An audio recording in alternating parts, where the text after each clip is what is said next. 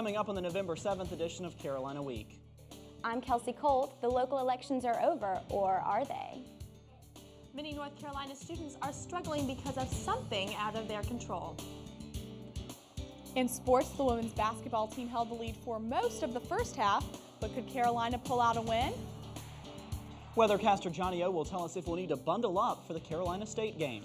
All that and a local business that gives unconditionally and unconventionally.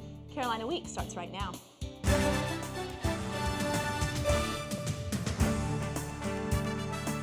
From the James F. Goodman Studio in the School of Journalism and Mass Communication at the University of North Carolina at Chapel Hill, connecting campus and community, this is Carolina Week. Hello and welcome to the Wednesday edition of Carolina Week. I'm Sarah Huffman. And I'm Adam Rue. Thank you for joining us. Most area political incumbents are headed back to their positions in local government, but maybe not all of them. Reporters Kelsey Colt and Catherine Cannon were following the results in Chapel Hill and Carrboro. And Kelsey, there's one possible surprise in Chapel Hill politics. That's right, Adam. There won't be any change in the mayor's office, and 3 council members will return, but the 4th council position is still up in the air. Mayor Kevin Foy was reelected for his 4th term by a landslide, and as of now, the winners for town council are Jim Ward, Sally Green, and Bill Strom. Cam Hill and Matt Schajkowski are battling for the last spot. The polls were open all day at different locations throughout Chapel Hill. Important issues in this year's campaign included affordable housing, neighborhood protection, downtown development, and the Carolina North campus. Chapel Hill resident Pat Fisher expressed concern about Chapel Hill's involvement in the new Carolina North project. What I want to see is a strong sense of cooperation between the town and the university so that the town has some control over the kinds of things that happen, because it's going to have a big effect on the town. Chapel Hill Mayor Kevin Foy believes the re-election of 3 incumbent candidates shows the public support of his views and the views of town council members. This election was a referendum on the work that we have done as a group, not any one of us as an individual. And the fact that we were all re-elected is positive reinforcement. The turnout at post-election parties shows the public support for the elected candidates. I just invested a little shoe leather, a little phone time, and did what I could to help out an old friend. Adam, we won't know for at least a week if Hoffman's efforts were enough to get Cam Hill back on town council. Well, there's no uncertainty in Carrboro, but there is a political newcomer waiting to take her spot on the Board of Aldermen. Reporter Catherine Cannon continues our team coverage. Adam, re-elected incumbents say they're ready to make some changes and ready to work with a new colleague. A little more than 15% of registered voters turned out Tuesday in Carrboro to cast their ballots. First-time Board of Alderman candidate Lydia Lavelle was pleased with the turnout. I never like to feel overconfident. I feel pretty good, but you know, I won't know till it's over, and I'm cautiously optimistic. And when the day finally was over, Lavelle came out on top. Incumbents Joel Hall Brown and Dan Coleman earned the remaining alderman seats. Coleman says he's been working hard on Carrboro's economic development. Those issues have resonated with the voters, and I've gotten support for the stances I've taken, and so I'm going to keep going at it. Coleman was also pleased to see Lavelle elected. She's a hard worker. She's going to be a great alderman. She really is. And I'm not at all surprised that the voters recognized that and made her the top vote getter. Voters re-elected Mark Chilton as the town's mayor in a landslide. Chilton says this term he plans to create a united political landscape in the community, where we move away from this feeling that, you know, people represent one part of town versus another. I think that type of politics has been pushed by people who feel that it's in their interest to push it. Even with the challenges ahead, Chilton says he's honored to serve Carrboro again. The mayor says he's more excited about the Board of Aldermen results than his own win, and he's ready to work with Lavelle and the returning members. Adam? Catherine Cannon covering the races in Carrboro, and Kelsey Colt following the elections in Chapel Hill. Thanks. We all know friends don't let friends drive drunk, but drinking isn't the only danger when we get on the road. It's Drowsy Driving Prevention Week, sponsored by the National Sleep Foundation. The foundation says almost 40% of Americans admit to nodding off at the wheel sometime within the past year. Driving while drowsy is often considered more dangerous than driving while drunk.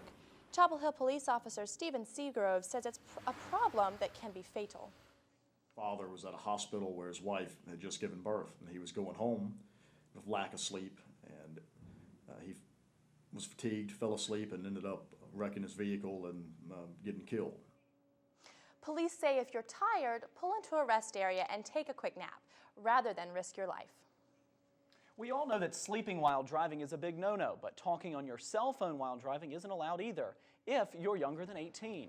Officials say the new North Carolina law is designed to keep young people's thoughts on the road, but it's been hard to enforce. Since the cell phone ban passed a year ago, officials have issued only 51 citations. The law allows drivers 18 or older to use their phones, and some teenagers say the law is ineffective.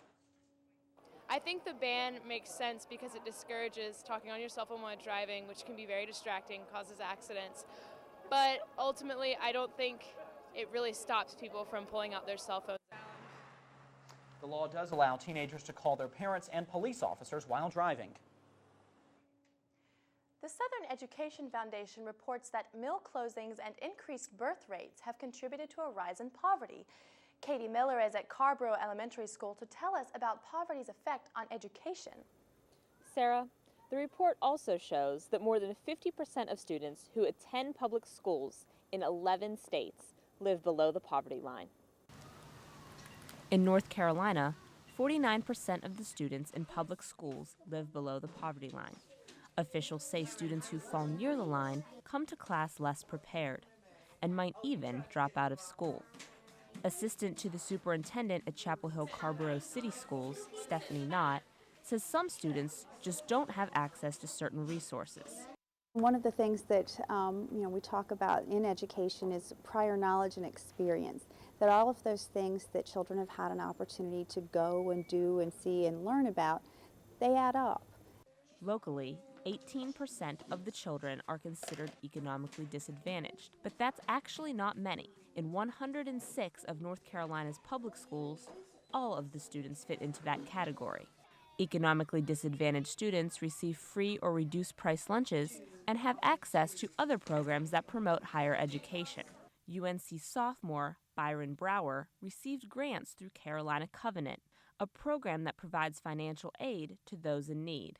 Allow me not to worry about my financial need and to focus on my classes and things like that, and then get more involved in organizations and stuff and not have to worry about jobs. Students who are accepted to Carolina but can't afford tuition might receive the grants through the program. Katie, what do local schools do to help disadvantaged children? In addition to free or reduced price lunches, social workers take children to medical appointments, families take part in food drives, and children participate in the High Five Regional Partnership, an organization that helps high school graduates pursue higher education. Thank you, Katie. Katie Miller at Carborough Elementary School. Last week we told you about an unsolved mystery on Bald Head Island. Coming up, we'll take a closer look at the island's death some call suicide, but others call murder. Transverse segment of the colon with vascular congestion and smooth surface. Typically, the biopsy proved to be a tubulovillous adenoma. It's a polyp! Why doesn't he just come right out and say it? It's a polyp. Sir, do you mind? Look at your textbook. Could I see that pointer? We got one. Stopping colon cancer is simple. Get the polyp early and stop colon cancer before it even starts. Wait. Just get the test. I need the credits. Get the polyp. Attica! Oh, shut up! Get the cure. Hey, I was checking you out, and I was thinking, how about you come out to my car and we can have a couple beers, fool around a little bit. You know, I could give you herpes. Okay, yeah, that sounds great.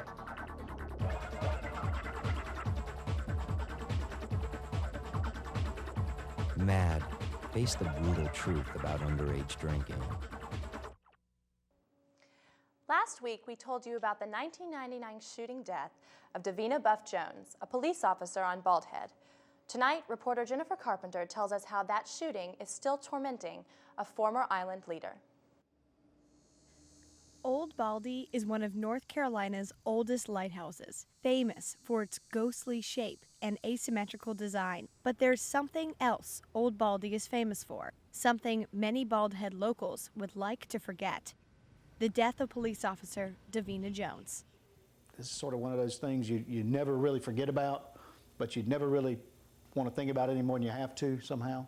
Wade Horn was village manager of Bald Head in the late 90s. Davina's memory is vivid in his mind. It was a very awakening kind of thing. It's a very shocking thing to me, because Bald Head Island would be one of the last places you'd ever think that you'd have a police officer killed in the line of duty. A fellow officer found Davina Buff Jones of October 22, 1999, with a gunshot wound to the back of her head. Her killing remains unsolved, her hometown left with questions. Was it suicide or murder? For the past 8 years, Wade Horn has been in the minority. That if you asked a lot of people on the island, the majority of people would have said they thought it was a suicide. I don't necessarily think that's what people that worked in town government or other areas thought. This lady had 170 visits to psychiatrists. She talked about suicide, the physical evidence on top of all of that. It points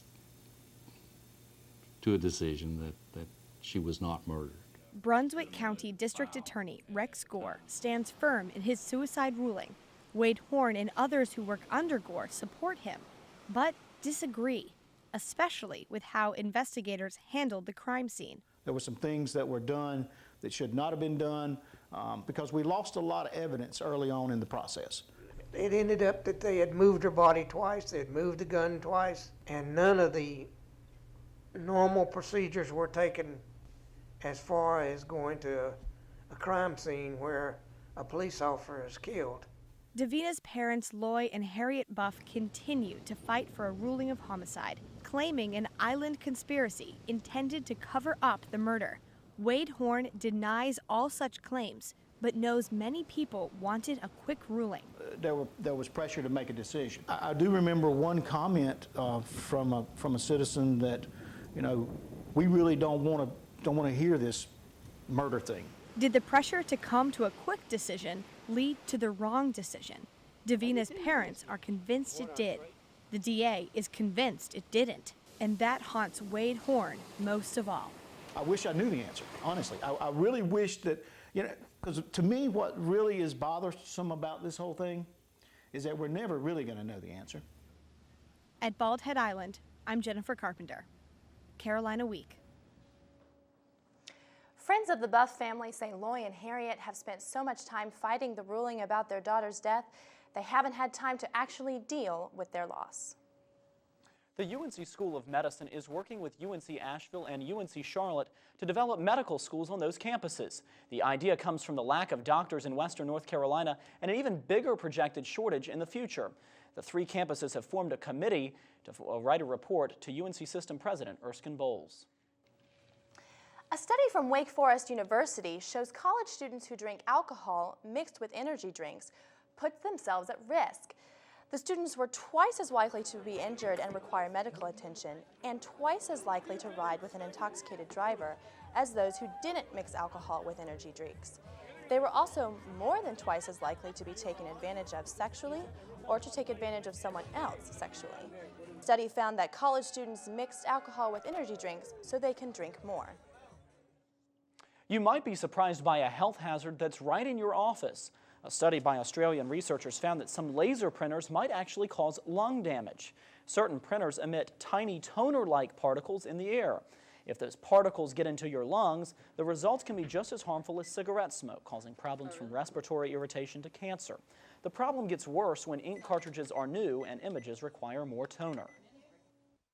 Are you sick of having your inbox cluttered with annoying emails after you've done online shopping? A group of Duke students has created a website that will help you solve your problems. Shoeboxed.com helps you keep track of your purchases by creating a separate email account to organize your online receipts. Geared toward college students, the new site allows users to upload pictures of recent purchases and share them with other members of Shoeboxed. And students say the idea is quickly taking off. We've really exceeded pretty much every expectation we've ever had for growth. The reality that we have right now is just so much bigger than what we thought. The team will definitely have bigger shoes to fill as they continue to work with new investors and users. And we're joined now by weathercaster Johnny O. Well, Johnny, it has gotten very cold very fast. Yes, it certainly has gotten colder outside, and more cold weather might be on the way. I'll tell you if you'll need more than a cup of joe or a loved one close by to withstand the weekend.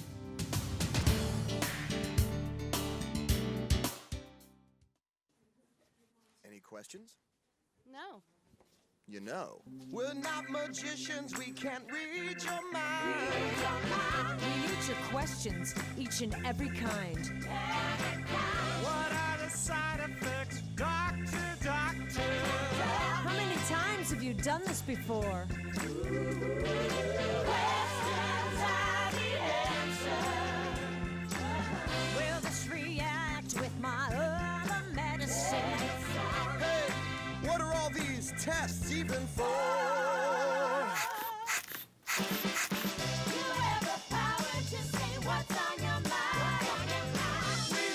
Questions each and every kind. Questions are the answer. Questions are the answer.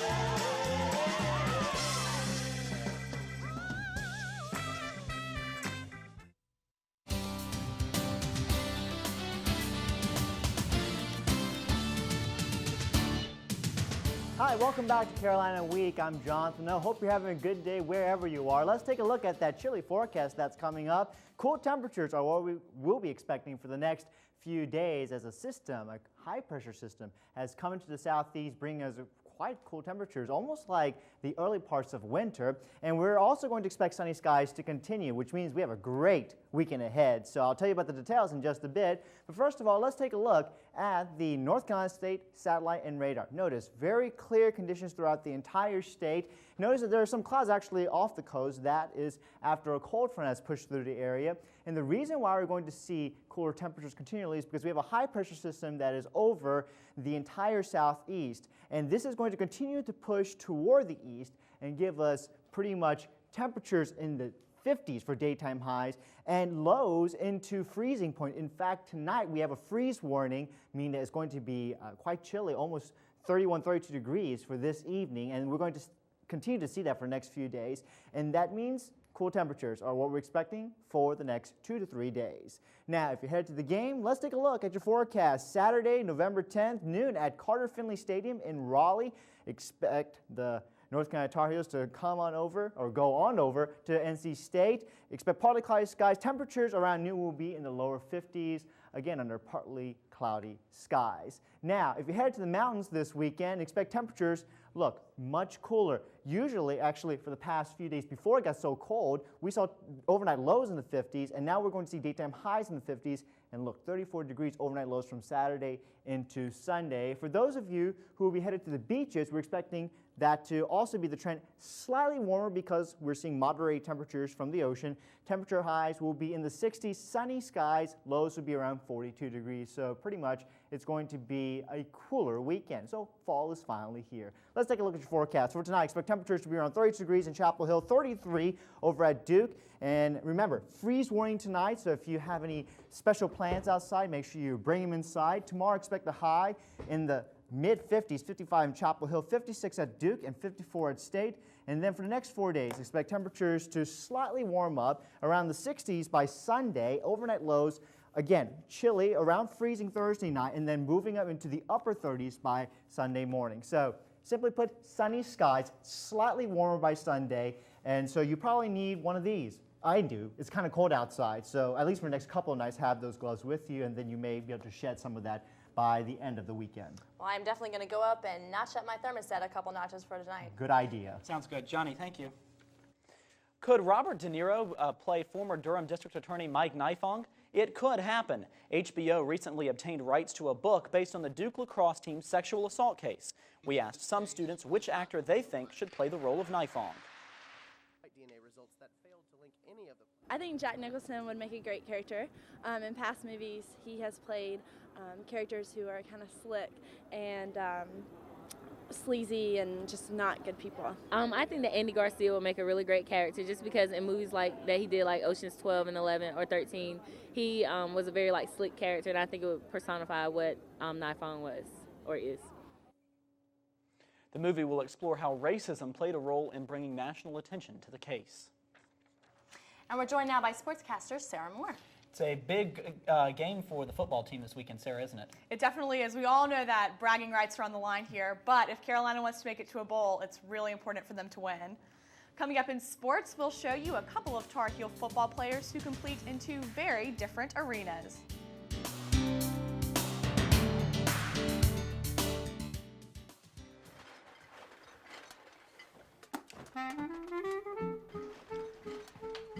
Hear that? How could I not?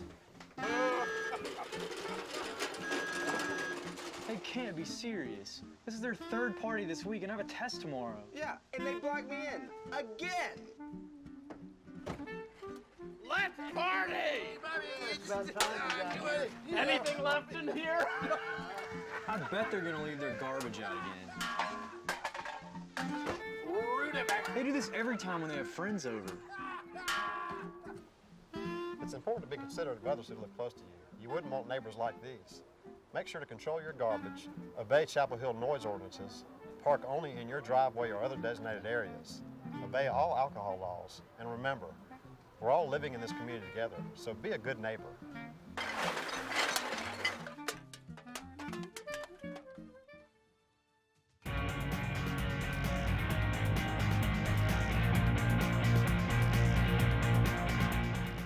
When it's pretty outside, kids play ball. When it's not, they play video games. For these kids, it's different because they're in the game they play. Jay Spence reports.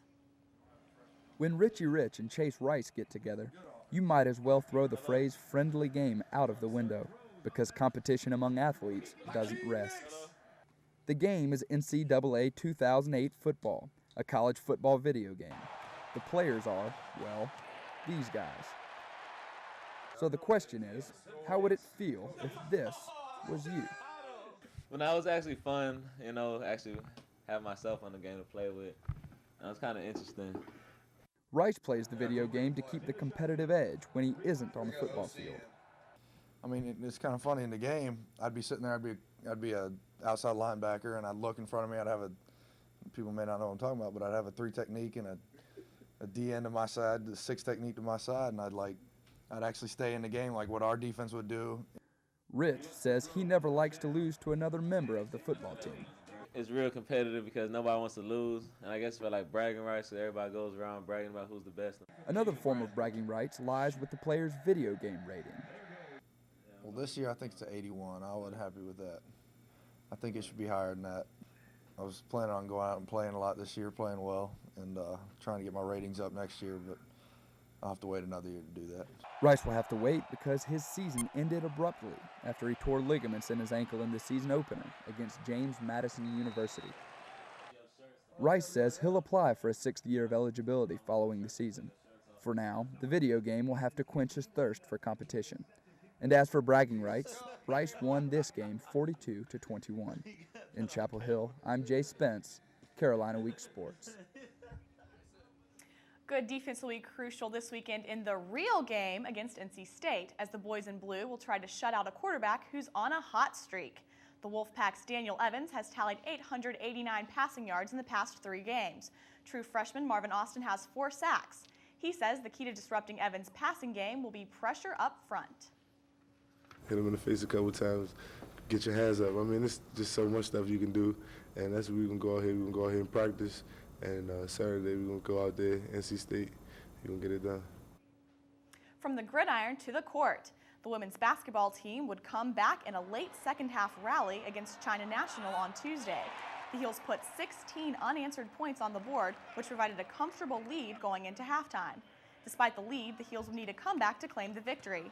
With the Heels down by 1, Orlena Larkins would draw a foul with 11 seconds remaining. After she made the first shot to tie the game, Latoya Pringle rebounded Larkin's second free throw and sank it in for 2, putting the Tar Heels back in the lead. Carolina wins by 2. Some of our decision making wasn't good at times, but again, it's early, and that's why you play. And I'd much rather play a team like this, win or lose, that's going to help us become a better team. Coming off its 16th ACC title and an undefeated regular season, the field hockey team will open NCAA tournament play Saturday on its home turf with a first-round game against Stanford. Carolina is the top seed in the 16-team tournament. Even though several starters are banged up, Coach Karen Shelton says there's nothing to worry about. Well, I'm always worried about my players, but the ones that are banged up should be fine for the weekend. Jessie Guy took the most serious injury, but she'll be fine. The women's soccer team traveled to Florida for the ACC tournament quarterfinals at noon today. UNC took on Clemson and came up on top with 3 goals. Nikki Washington came through with the game winner, and the Heels advanced to the semifinals. Well, there is definitely a lot going on with Carolina sports this weekend. Most teams will be playing, most of them will even be home. I think it's going to be, what the hard part of this is going to be is for fans like us to decide which games to go to. I don't think it's going to be an easy choice for a lot of us. Not at all. Thank you very much, Sarah. Everyone supports giving money to a good cause, right? Well, it depends on where the money comes from. I'm Susan Tart. I'll tell you what this has to do with combating AIDS.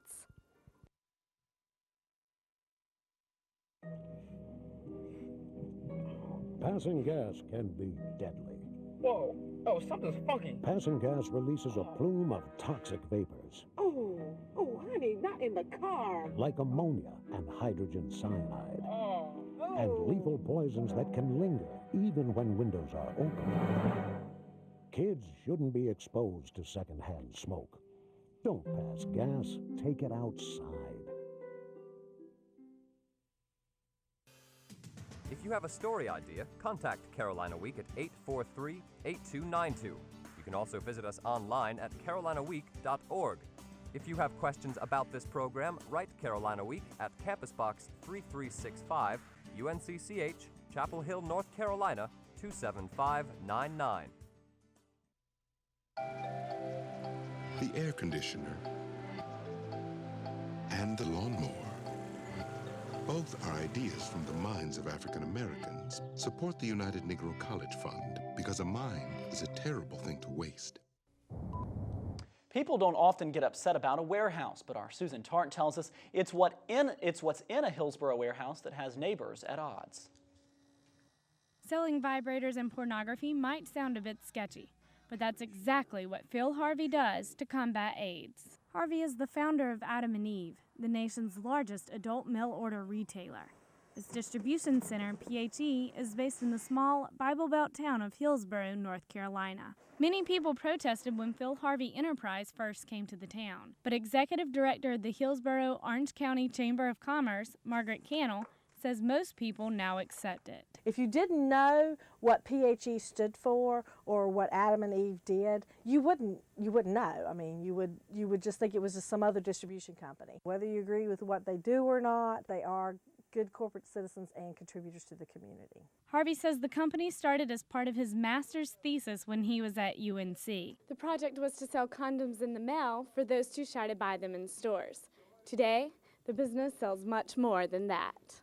Harvey realized he could use some of the multi-million-dollar industry to create and support a contraceptive program that's now in 11 countries. Despite Harvey's global role in sex education, there are still some people who disagree with his methods. Pastor of Abundant Life Church, David Smith, finds the business obscene. To me, the fact that if they gave all the profits to a worthy cause, it would mitigate the negative impact of what they're doing.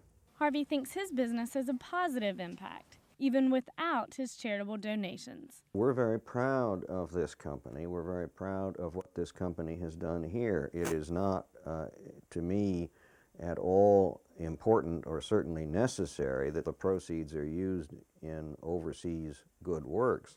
Whether or not the ends justify the means, Harvey continues to promote what he calls positive sex. In Durham, I'm Susan Tart, Carolina Week. You know, it's a rather interesting, unusual idea, but at least it's for a good cause. Yeah, but it really has divided Hillsboro. Absolutely. That does it for this edition of Carolina Week. Thank you so much for watching. Have a good night.